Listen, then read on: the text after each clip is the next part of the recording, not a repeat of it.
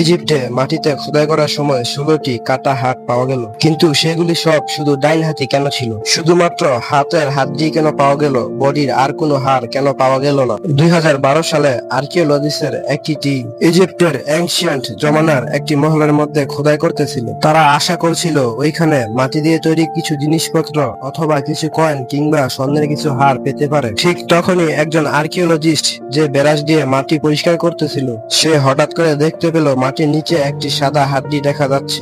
পুরো টিম সমস্ত কাজ বন্ধ করে দিয়ে ওই জায়গায় খোদাই করতে লাগলো। অল্প কিছু খোদাই করার পর তারা দেখতে পেল মাটির নিচে মানুষের দুটি হাতের হাড্ডি দেখা যাচ্ছে। হাতের হাড় যখন পাওয়া গিয়েছে, তাহলে পুরো বডির হাড়ও ওই জায়গায় থাকার কথা ছিল। এটা ভেবে তারা আশেপাশে আরো খোদাই করতে শুরু করে দিল। বডির জন্য খোদাই করতে করতে তারা মাটির নিচে আরো 3টি বড় গর্ত খুঁজে পেল, যেগুলোকে মাটি দিয়ে বন্ধ করে রাখা হয়েছিল।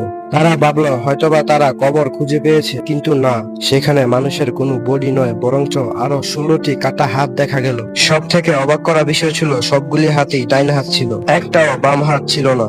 আর হাতগুলিকে মাটির নিচে এরকম ভাবে রাখা ছিল যে হাতের আঙুলগুলি সব উপরের দিকে উঠানো ছিল, ঠিক ওইভাবে যেভাবে একটি গাছকে মাটিতে লাগানো হয়। ওই হাতগুলোর সাইজ নরমাল মানুষের হাত থেকে অনেক বড় দেখা যাচ্ছিল। এইটা থেকে স্পষ্ট বোঝা যাচ্ছিল যে এই হাতগুলি আজকের জমানার কোনো মানুষের হতে পারে না। এটা তো কনফার্ম ছিল যে এটা কোনো নরমাল মানুষের হাত নয়, এগুলি অনেক বড় লম্বা চড়া কোনো মানুষের ছিল। সব থেকে অবাক করার বিষয় এটা ছিল যে আশেপাশের কোনো জায়গায় মানুষের শরীরের অন্য কোনো অংশ পাওয়া যায়নি, শুধুমাত্র 16টা কাটা ডাইন হাত ছিল। আর কত বছর ধরে এই হাতগুলো মাটির নিচে ছিল তাও কেউ জানতো না। যেভাবে এই খবর ইন্টারনেটে ভাইরাল হলো, কনফারেন্সে থিওরি বানানো শুরু হয়ে গেল। কেউ বলল এটা আগের যুগের কোনো কালা জাদু হবে, আবার কেউ বলল এটা অন্য দুনিয়ায় যাওয়ার কোনো এক পোর্টাল হবে। কেউ কেউ আবার এইটাও বলে ফেললো যে এই হাতগুলি হয়তোবা এলিয়েনদেরকে খুশি করার জন্য রাখা হয়েছিল। কিন্তু সত্যিটা এই সব কিছু থেকে আলাদা এবং অনেক অবাক করার বিষয়। যখন সায়েন্টিস্টরা এই হাড্ডিগুলো টেস্ট করলো, তারা জানতে পারলো এই হাড্ডিগুলো প্রায় 3600 বছর আগের। এইটা সেই সময়টাই ছিল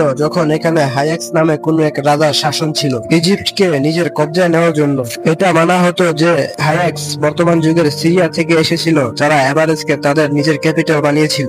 এটা সেই জায়গা যেটা আজকে কায়রোতে মজুদ দামেক দিবাকে নামে জানা হয়। ল্যাবে পরীক্ষা করার পর এটা জানা গেল যে ওই 16টি হাত আলাদা আলাদা অ্যাডাল্ট মানুষের ছিল, যাদের মৃত্যু সব 1 বছরের মধ্যে হয়েছিল। 16টি কাটা ডান হাত, তাও আবার সব পুরুষদের। এই মিস্ট্রির জবাব আর্কিওলজিস্টরা মাটির নিচে খুঁজতেছিল, অথচ জবাব ছিল মাটির উপরে। কায়রো থেকে 500 কিলোমিটার দূর দক্ষিণ দিকে একটি হাবু নামে রাজপ্রাসাদ আছে, যার দেওয়ালে এনশিয়েন্ট ইজিপ্টের 3D ফটোগ্রাফি করা আছে। ওইখানে এরকম একটি দৃশ্য আঁকা ছিল, একজন লোক দাঁড়িয়ে আছে আর 2জন মহিলা নিচে মাটির দিকে কিছু ইশারা করতেছে। ওই মাটির নিচে অনেকগুলো মানুষের কাটা হাত ছিল।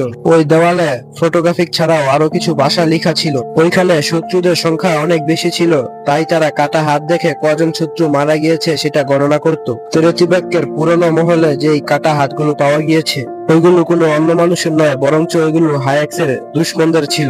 এনশিয়েন্ট ইজিপ্টের আমলে শত্রুদের সাথে যুদ্ধ করার অনেক কঠিন নিয়ম হতো। তখনকার সময় যুদ্ধ শেষ হয়ে যাওয়ার পর যে সিপাহীরা বেঁচে থাকতো, তাদের একটা করে হাত কেটে নিয়ে আসতো তাদের বিজয়ের সাক্ষী হিসেবে। আর তারা জীবিত সিপাহীদের হাত একটা করে এই জন্য কেটে নিয়ে আসতো, যাতে যারা যুদ্ধে হেরে গিয়েছে তারা আর কখনো হাতে অস্ত্র তুলে নিতে না পারে। আর সিপাহীরা যখন যুদ্ধ শেষে মহলে ফিরে আসতো, তখন তারা এই ভয়ঙ্কর ট্রফিটাকে তাদের রাজার সামনে পেশ করত। আর রাজা সেই কাটা হাতটাকে ওই গর্ততে ফেলে দিত, কারণ সিপাহীদের প্রত্যেকটা কাটা হাতের বদলে স্বর্ণের কয়েন দেওয়া হতো, যেটাকে গোল্ড অফ বলা মানে বাহাদুরির পুরস্কার বলা হতো। এটা তখনকার যুগে খুব ভয়ঙ্কর একটি নিয়ম ছিল। আর এই নিয়মটি এই জন্য করা হয়েছিল যাতে এটা জানা যেতে পারে কোন সিপাহী যুদ্ধে কতজন শত্রুকে মেরেছিল।